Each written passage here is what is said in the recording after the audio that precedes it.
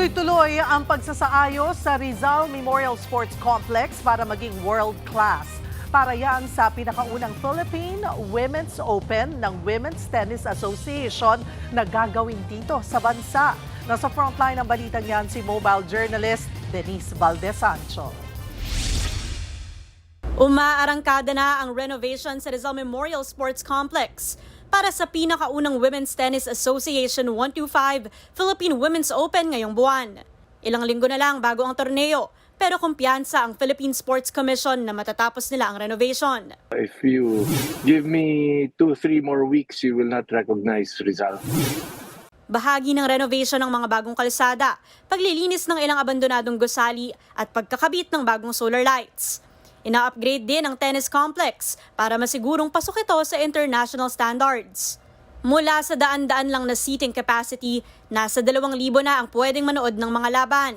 Kailangan makita naman ng mga tao na it's presentable, comparable, if not it's the same, at least comparable with all the other WTA hostings all over the world. Hindi naman daw matatapos sa tennis center ang pagsasaayos sa complex. Pagagandahin din ang aquatic center at nagtatayo rin ng 7-story athletes dormitory. Bubuhayin din ang abandonadong bowling center at historic baseball stadium.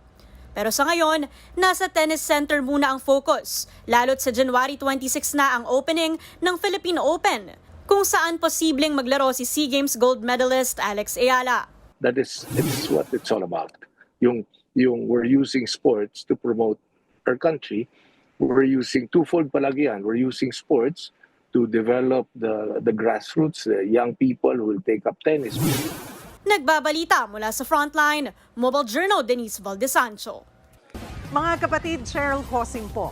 Maging maalam at may pakialam sa mga napapanahong issue at headlines. Mag-follow at mag-subscribe na sa social media pages ng News 5.